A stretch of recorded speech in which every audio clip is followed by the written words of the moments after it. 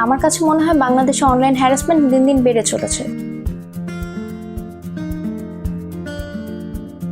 হয়রানি কমাতে আমরা প্রত্যেকে নিজ নিজ জায়গা থেকে সচেতন হতে পারি এবং যারা বিভিন্ন ধরনের সোশ্যাল মিডিয়া প্ল্যাটফর্ম ব্যবহার করছে তাদের প্রতি সহানুভূতিশীল হতে পারি।